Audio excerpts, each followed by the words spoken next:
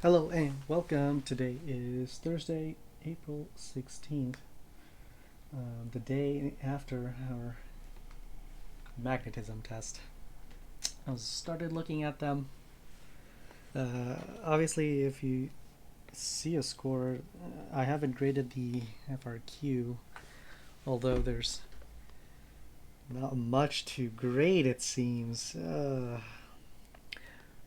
Overall, I think the multiple choice went okay, but perhaps we took too long on each multiple choice. Given that a couple of them were from your review, this should have gone much faster, especially when you see questions that when you're asked questions that you've seen before. It should not take you as long as the first time around, right? Whoa, we had 0 viewers. Oh, perhaps maybe Twitch is having its problem again. Where yesterday it kind of crashed, or it didn't show. It didn't show my viewer count. My viewer count just says 0, even though there are people. Mystery Wizard is here. Flyfinger is here. It's Nishank. So 2, yay. So today we'll go over a couple of questions from there, and then we'll talk about what we want to do moving forward, so that we're prepared for the AP test. Or Fawn is here. Hey. Yeah. So yeah, I can't see. For some reason, Twitch is just like crashing or lagging. One of my AP1 students told me yesterday that it's a Twitch problem, and other streamers are having this problem too. So we have a new person, Soda Sola. I don't know who that is. A lurker. Welcome, lurker. We love lurkers. But we love participators more. So participate. All right. So you took your quiz. Your test. That was it. That was Unit 8, the last unit exam. All you have is like a final left. Man, things are ending real quick.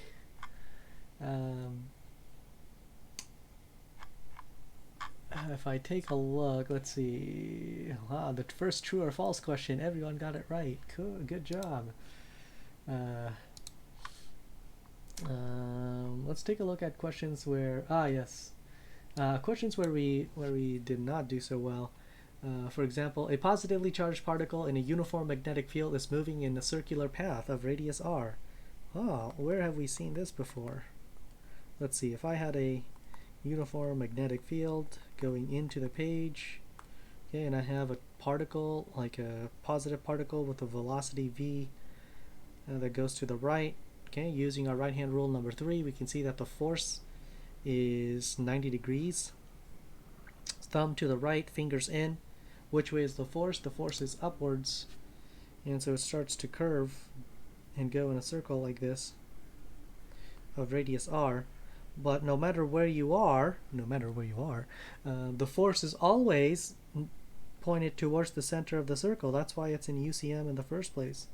And when the force is 90 degrees to your velocity,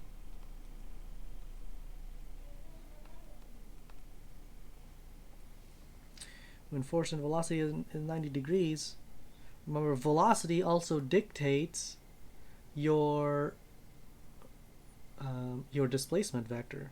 So due to the velocity here, you have your displacement vector dx is also that way, and so work is 0.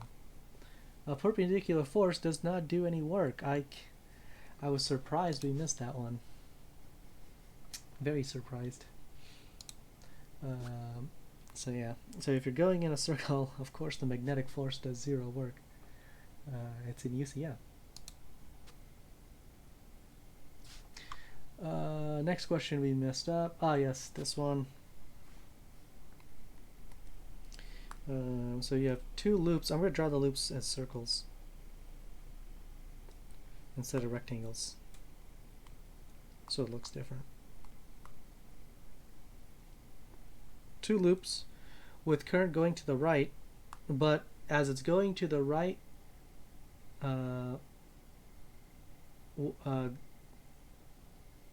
So two identical rectangular conducting loops and a very long straight wire lie in the plane. The loops are equal distance from the wire, and there is a current to the right in the wire. If the current is moved upwards, so now we are repositioning the wire so it's closer to the top one. Okay, what happens? All we're doing is looking at the change in flux. Okay, so if I move it upwards, of course, if I do right-hand rule number 1, we can see that around this current carrying wire, this green dotted one, we would get current coming out of the page at the top and then into the page below.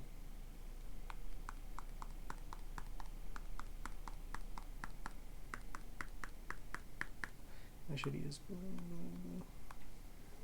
Darn it. Actually, let's just make the original blue. There we go. So the original is the blue arrow. And then we move the current slightly higher. So now my magnetic field is, there's more magnetic field coming out of the top loop.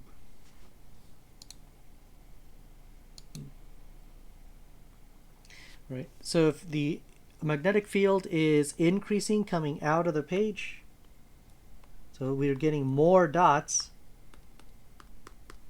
the loop is going to fight it by sending in X's. And to create X's, to negate all these increasing dots, to keep status quo, we need current to travel clockwise. Okay, whereas by going upwards, we have weaker X's inside the bottom loop. Okay, remember, when you're further away from your source, the value of the magnetic field is weaker, right? So we are now at a disadvantage, or we have less X's. So with this decreasing amount of X's, the loop will try to create its own X's to replenish the loss. And to create X's, we need current to go clockwise as well. So they're both clockwise. Right, so that was one. What else? The other ones. Oh, this one we actually did pretty well, but of course, different people got different questions. I was kind of surprised. I was like, all right. Well, pleasantly surprised, I should say. I was pleasantly surprised that we got this one. Were there different questions on the test? Because I had one with current. Yeah. So lots of different questions. So this one, let's see, we have a inductor, a battery, perfect battery, resistor R, inductor. Oh my gosh, my switch is way off. Okay, and then on the bottom side we have two resistors in series. This is a bi-directional switch. So in this question, the switch is in position, we'll call this A and B. So the switch is in position A for a very long time. Okay, so what does that mean? When the switch is closed like this, the current is only flowing around this top of the circuit, of course. Okay, but if you do it for a long time, then you reach steady state. And so when you reach steady state, the inductor is basically a wire, and it has no resistance whatsoever. And so the current in our system is just epsilon over R. So we have epsilon over R amount of current in our system flowing around. And so the question asks, what happens when you instantly change the switch to position B? So when you switch it, now the battery has no connection, so the battery does nothing. And so when it's in position B, you have this inductor and these two resistors. Yeah. Is everyone asleep today? Man, I'm disappointed at our numbers today. Anyway, the inductor used to have inductor had this much current flowing through it originally. Oh, the other way. Oops. Flowing through it, right? And so by switching it over to the other side,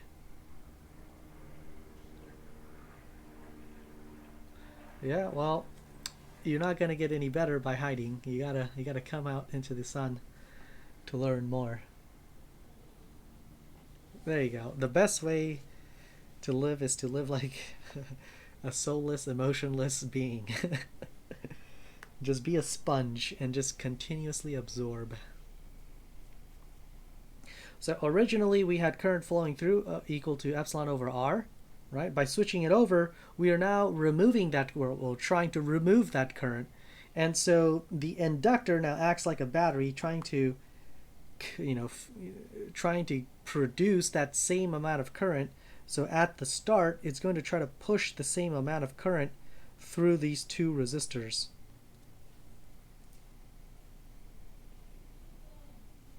How much current? Epsilon over R amount of current. Okay. And so if I had R and R for a total resistance of 2R, okay, then my voltage is equal to IR would be equal to the same current, epsilon over R, times the total resistance 2R, which gives us 2 times epsilon amount of voltage. So it's more than 0, but not infinity.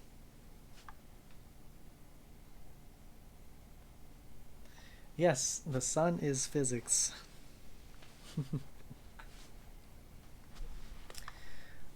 All right. Let's see. Oh, yikes! How did we get? Okay, this derivative problem. Oh no. It says a loop of wire has a resistance of 2 ohms. 2 ohms in a magnetic field. The magnetic flux through the loop as a function of time, t, is given. So phi b as a function of time is equal to 2t squared plus 2t Webers. What is the current in the loop at t equal to 3? Yikes. Well, current is equal to voltage over resistance. The voltage is the induced voltage, which is d phi dt. I'll use absolute value. Technically it's negative, but whatever. So the derivative of phi would be 2t plus 2 over r, and we want it at 3 seconds. So I at 3 seconds is equal to 2 times 3 plus 2 over 2. Now, what just happened? 4.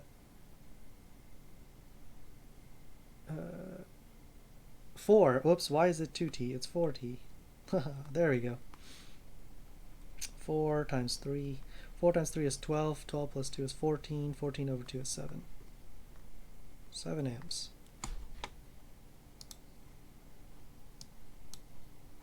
There we go. Yeah, derivative of 2t squared is 4t. I goofed. 7 amps. Right. So that should have been straightforward.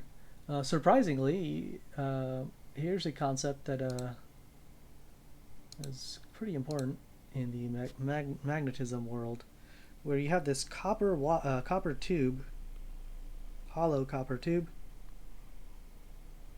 and you send a magnet down, and it's falling down. Now copper, AP Chem students, you should know all about this. Copper is not really magnetic in that if you put a magnet, the magnet's not going to stick to the copper, right? But if you did like an iron tube or something, then of course the iron would realign its domain. Um, and so realign its domain and stick to the magnet. But with a magnet and copper tube, the copper doesn't actually attract the magnet. However, by sending this magnet down, we are doing something different. Okay? You can imagine this copper tube as a bunch of copper wire loops. So there's an infinite amount of copper wire loops, right? That is not the question we were talking about. Oh, what was the highest score you could have gotten without the FRQ being taken into the account? Yeah, FRQ was 20 points, so Nishank is right. Total is, you should have gotten 45 at least. I mean, you could have gotten 45. So you can imagine the copper tube as being a bunch of copper wire loops. So here's this magnet going down. That's the same as having a loop of wire and a magnet coming towards it, right? So as the magnet is falling, we're getting an increasing amount of flux going through our loop. And so this changing flux activates our induced EMF to produce a magnetic field that opposes this change. An increase, if this were north side down, then an increasing field going into the loop would produce an induced EMF that has a magnetic field going the other way. So this would mean that we need current traveling this way. So as the current goes around in a counterclockwise fashion, viewed from the front here, we would have a magnetic field going the other way, right? And this magnetic field would fight the incoming magnetic field that is falling down. And therefore, as the magnet falls down, it's gaining velocity, of course, due to gravity. If I do an FBD, we get mg down, and due to gravity, it is accelerating. The velocity keeps going up, and because the velocity is going up, the flux now is going to be based on this velocity. The faster you go down, the quicker your d phi dt is changing, right? And therefore, there's an ever-growing dynamic magnetic force that pushes you upwards. And the faster you go, the more magnetic force you get, up to a certain point, up to the point where these two forces cancel each other out. At some point, the magnetic force will equal the gravitational force. And at that point, your velocity now hits terminal. Right? Similar to drag forces. Drag force is based on your velocity. The faster you go, the more drag force you have, and therefore eventually it equals out and you no longer accelerate. Similarly, the faster you go, the more magnetic force you're going to have, and so eventually you will not accelerate. Cool. So the question was, if I had more mass, what happens to the magnetic force and the terminal velocity? So this question you can literally answer straight from mechanics, if you remember, terminal velocity and drag forces. And that is, if you have more mass, of course you're going to accelerate for a longer time, because now you need more force upwards to negate the increased mass. Since mg is going up, I'm going to need a bigger drag force, in this case magnetic force, to equal out the increased m, right? And in order to have a higher magnetic force, I need a greater change in the flux, and in order to have a greater change in the flux, we're going to need to go faster. And so to reach the same force, we will need to go much faster. We'll have to accelerate for a longer time, right? And so if you remember the coffee filter lab, with less mass, your terminal velocity is less, and your terminal velocity goes up as you increase mass. That's AP1 topic, really. All right, now let's get to the let's get to the FRQ. Here we go. I thought the FRQ, because it's the second time seeing it, I thought it should have been easy. That's because, I even in our videos, I did this semicircular arc thing, right? This is the question that I specifically highlighted from the problem set, and we actually did it. So no excuses on this one.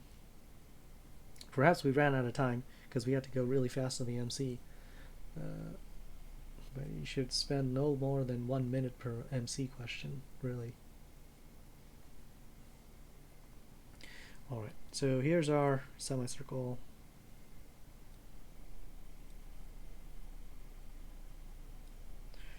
Okay, the first question, first question is a throwback, which is for the electric field. Now, the electric field is definitely on the AP test, so you better know how to do this one. It says electric field for just the inner part, and we just want the y component. Okay, so of course, if you had charge, you have some sort of lambda as your density. Lambda, which is linear density, is charge per length.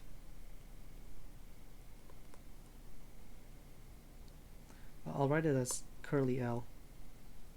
Curly L is length.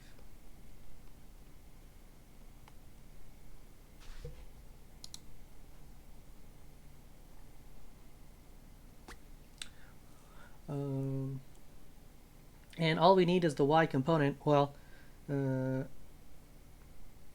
EY is equal to, now theta is measured. The theta they give you is measured from the vertical, from 12 o'clock, not from the horizontal.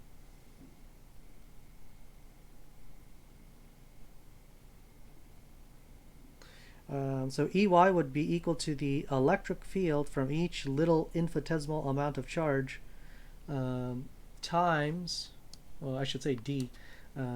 So DEY is equal to the overall overall electric field. So for example, this piece that I highlighted would have an electric field that goes away from it. It's positive charge, so it goes away from it in this direction, and I want the y component of it, so this part here.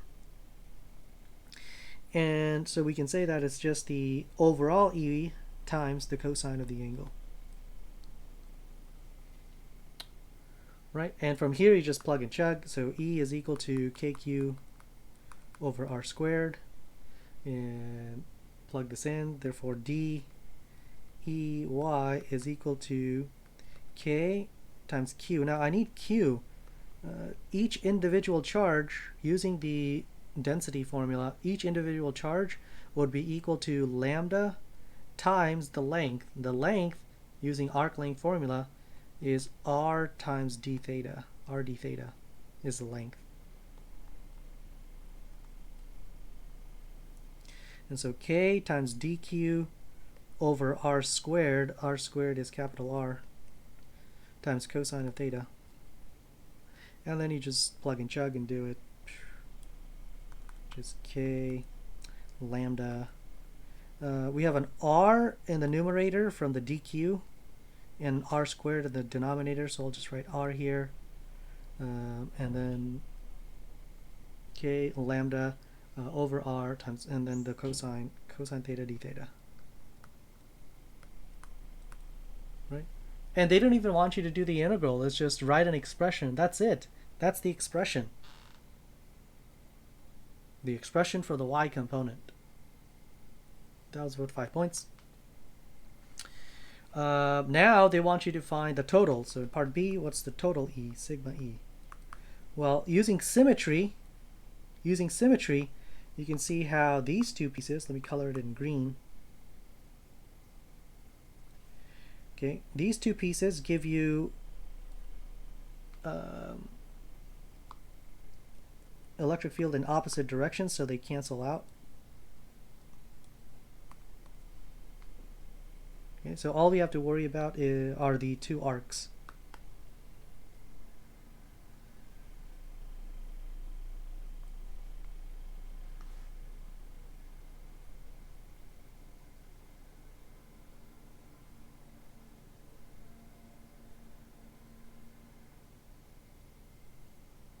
Oh, I think I know what's going on. Did you guys just get an email from Hussey like yesterday, late yesterday, or an email, or it could be a phone call talking about school? Yeah. So I think I kind of, yeah, I told you guys that on Monday, but apparently Hussey didn't, Mr. Hussey did not send out the email until yesterday. Yeah. So, yeah.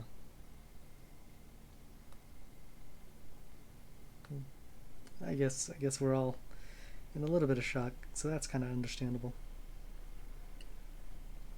We'll do some therapy session. Oh, whoops. Therapy session things, I guess, to help cope. Where are we? 116. There we go. All right. So anyway, the two greens cancel out. We just have to worry about uh, the one from the two arcs, I guess. So first start with saying that EX is 0 due to symmetry. Then sigma EY, or sigma E, is equal to the sigma EY, which is equal to E1 plus E2. E1 being the inner arc and E1, E2 being the outer arc or something. Or you can call it inner and outer. E in, E out. Right? So the two arcs give you electric field. They're both positive, so they're both in the same direction, so you can add them up. So now just use the equation you derived for both of them. If we get a refund for grad night, let's all pay for Knott's tickets instead. All right, so the integral for k lambda cosine theta over r for the first one, d theta. Okay, now the bounds are important. We don't just do indefinites, right? The bounds are important. Notice how we're starting from 12 o'clock. So we either go clockwise 90 degrees or counterclockwise 90 degrees to get the entire arc. So starting from 12 o'clock, you go all the way to 3 o'clock and 9 o'clock. So our bounds would be from negative pi over 2, starting, remember we're doing it from the vertical, not the horizontal, from negative pi over 2 to positive pi over 2. 90 degrees clockwise and 90 degrees counterclockwise. Okay, that's for the first one, and then we want to add up this second one, k lambda over 2r, because the second one has twice the radius, times cosine of theta d theta, and it's the same bounds. Same bounds for both.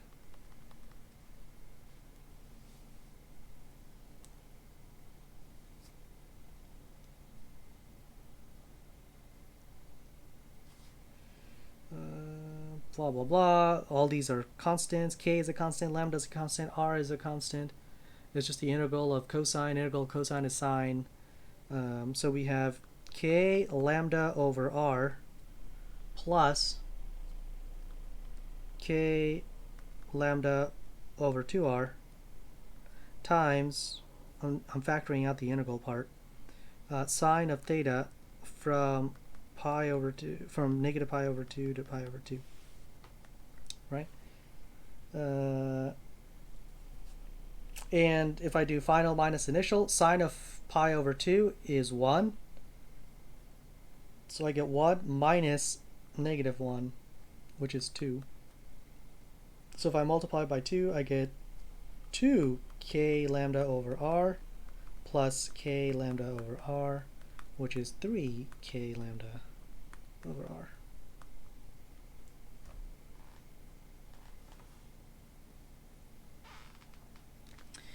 All right, now for the magnetism part. That was all electrostatics, and electrostatics is definitely fair game on your AP test. You would have to, if it was, I'm sure they would do like explanation types, so they would remove this magnetism part, and then they would incorporate some explanation things like, so you would have to explain perhaps, why was the electric field 0 from these little green pieces here? Well, you would have to say, Each infinitesimal amount of charge from each piece has a counterpart on the other side, and each infinitesimal dE from all of these charges would cancel with the opposite one on the other side and giving you 0. I don't know, something like that. What is na? Na what? All right. Part C. Part C was I was hoping would be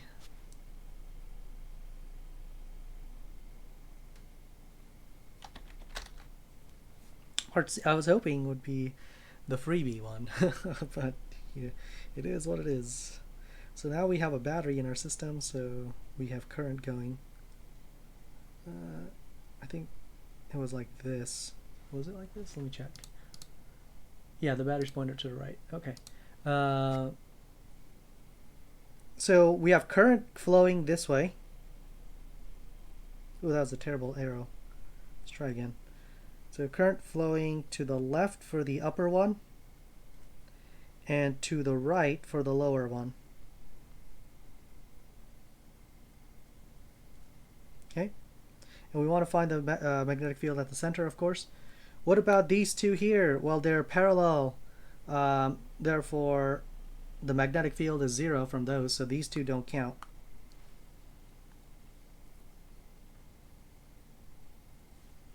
Right.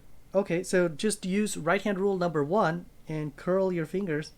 You'll see that with thumb pointed to the right, this inner arc gives you magnetic field that goes into the page. Okay, but the bigger one, I'll use red. The bigger one has current coming out of the page, so circle with a dot. So now you have a fight between the red one and the purple one. Okay, but you'll see that the purple one is closer, so it's stronger. Therefore, even though you're subtracting B1 from B2, or whatever you want to call it, since the purple one is stronger, purple, okay, it's closer to inner.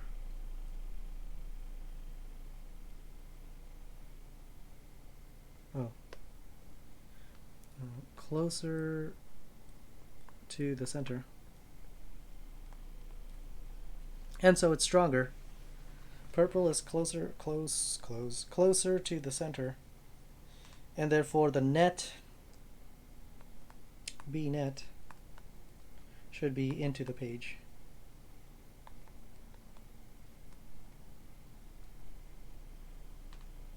That's it. Remember, the current is the same for both wires. The current is the same for both wires, right? And so by being further away, it is going to be weaker. And when you actually do part D, you can actually see how much weaker it is. So let's actually do the Biot-Savart law.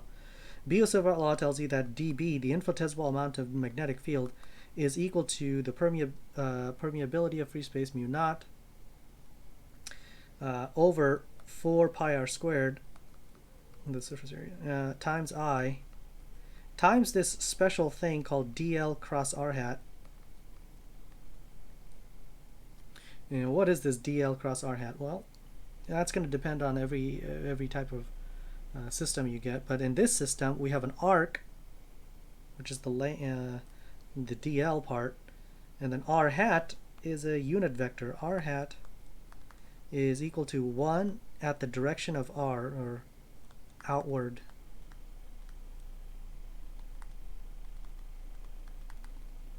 So all we're doing is multiplying two vectors, taking a cross product of dl. So dl would be this tiny amount of length, and r hat would be the radius vector, if you will, but the radius unit vector. But you can see how it is already 90 degrees. At every point, r hat is always 90 degrees to dl, since we have a circular arc. And therefore the cross product just gives us 1. 1 what?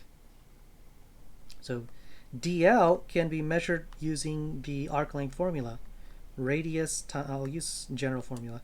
Radius times d theta. And so if I take the cross product of dl and r hat, which is 1, so we get r times d theta cross product with 1 is equal to r d theta.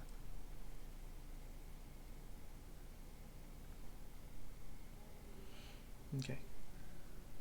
So in our problem, dB should be equal to dB1 plus dB2. But one of them is negative, right? One of them is negative. So let's say the second one is negative or something. What does the question say? The question says to express your answer in terms of r, I, fundamental constants as appropriate. Derive an expression for the magnitude of the magnetic field at point C. Oh, okay. As long as we define, the direction later on, it's fine. So let's do big minus small. So for the first one, we have mu naught integral. We're going to take the integral of both sides. Mu naught times I is the same for both, divided by 4 pi times the radius squared, the radius being capital R for the first one, the first arc, times dl cross r hat, and that is r d theta. Okay. And since the next one is in the opposite direction, we will subtract minus mu naught I, same current, over 4 pi, the r is different, r is now 2r squared, times 2r d theta.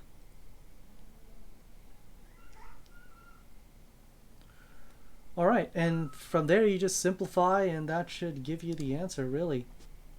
Everything is a constant, so you get mu naught I over 4 pi r. Oh, I forgot the integral. Integral.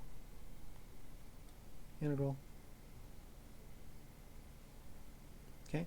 Well, our bounds are the same. It's negative pi over 2 to pi over 2.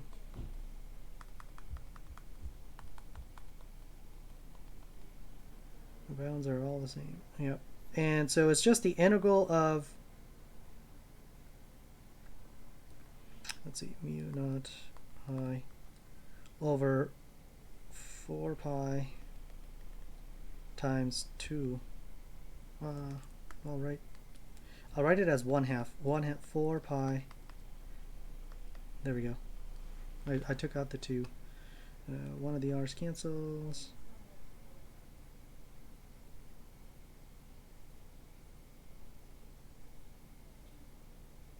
Okay, remember this is 2 squared, so that's a 4. But the 4 and the 2 will give you a 2. Times integral of d theta from negative pi over 2 to pi over 2. The integral of d theta is just theta, and theta from negative pi over 2 to pi over 2 is just pi. So this gives us pi,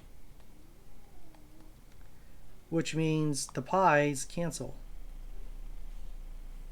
And so we have mu naught over 4r minus half of that, which is just half of that.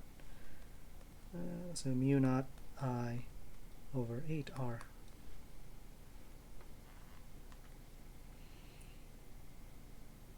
Okay, now of course, typing integrals and stuff is difficult. Typing integrals, you can write the word integral. There's also a mathematical feature, a math button, and then you can actually type functions. Some of you are doing it. That was cool. Shout out to students like Huey and stuff. I don't remember. I didn't look at them all yet. So for those of you who try to use the math feature, that was cool.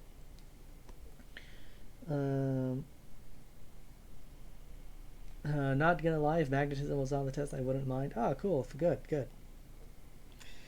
It will be on your final. But not on the AP test. Okay, so let's go and shelf all of our magnetism stuff for now. Put it on a shelf until after May 11th, right? Put it on a shelf for now. Our concentration will shift. Um, if you read Canvas, so here's your task starting right now. I want you to put together your binder of notes or whatever you do. Okay, put together a binder of notes for mechanics units 1 through 4. Okay, so take a look at our units, not the College Board units. Yeah. No, I want you to have it. So try to start putting it together. I want like a nice portfolio. I want you to have it. And then E&M. Remember, mechanics went from 1 through 5, but 5 is not included in our test. So 1 through 5, but 5 is canceled. And then 6, 7, 8 were E&M units. But 8 is now canceled, so we're going to focus on 6 and 7. So put together a binder that has these notes. Keep it clean, get it organized. If you don't take good notes, start doing it. Look at shout out to Huey. Huey writes really nice notes. Jason Inaba, wherever he is, rest in peace, Jason. So take a look at their notes. They're really nice and they're neat. They're easy to get to, right? Remember, it is assumed that the test, the College Board AP test, is an open notes test. Therefore, whenever your professor gives you an open notes test or an open book test, it's going to be hard, right? Number one. If it's a take-home test, it's pretty much impossible. Along those lines, that's how we're going to prepare ourselves. We're going to be ready for everything. So I want you to have these notes. I don't want you to even if it's online. Like, I don't want you to look through your OneNote and try to scroll through from page to page, unless you have a different device that has the OneNotes open. Then I suppose you don't need a binder. But for some of us, it's we're fast. We might be more efficient flipping actual physical pages if we need to reference anything. But the idea behind this test is that it's supposed to be questions that are much more broadly placed, design questions or justification questions. So perhaps notes may not help. However, I think looking at least our activities and other things may help. Right. So for that reason and that reason alone, we want to get organized. So you have, starting today, get it done by Monday. I would say put some work into this over the weekend. Typically, you're supposed to have it already. For those of you who have been relaxing ever since school ended and we went virtual, and you barely wake up at like 3 o'clock in the evening or afternoon and look at the YouTube videos, well, you should have been taking notes from the videos. If you didn't, start doing it. Writing it will help. Again, it's only unit 6 and 7. So wait a minute. Did we finish? It was the end of. I guess it's the end of electrostatics, right? It's the end of electrostatics. And starting magnetism. So not much from YouTube for us then. It'll have to be from. You can look through the website, and then coordinate with your fellow students to get whatever you don't have. Or worst case scenario, you can email me and I can open up. Actually, all the links are open. All the links are open. Take a look at your chapter summaries. All those awesome chapter summaries you've been doing. No damping functions. Yeah. So shim damping functions and stuff are not on the test. Yeah. So it could be easy, but at the same time, it's only 2 questions. Right, so there's far less room for error. Okay, it's basically hit or miss, and then that's either a 5 or it's pretty scary. So we need to make sure we hit everything. So So that being said, this is your task. This is your homework. Um, we will now for the next 3 weeks concentrate on preparing for the test. I'm hoping that the College Board will sometime next week they will release information on the platform they're using or how to answer questions, etc. And I should be able to do some sort of walkthrough of the platform, but they haven't said anything yet. It's about all of it. So this is what I want. You should have your notes, of course. Problem sets after. The idea was that by doing this in AP1, even though it wasn't worth a grade in APC, you should have done it and stayed organized. But sometimes laissez-faire, free market government doesn't really work, so we have to have heavy government intervention. And here it is. I will be your government intervention. So, iron fist rule. Notes, problem sets, activities should all be there for your reference. Chapter summaries in the front.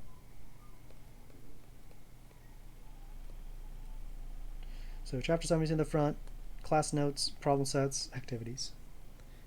Okay, so that's only 1, 2, 3, 4, 5, 6, 6 units. 6 units. All right, I'm going to close down the video. I'll stay on from Q&A. Thank you for tuning in. I'll see you next time.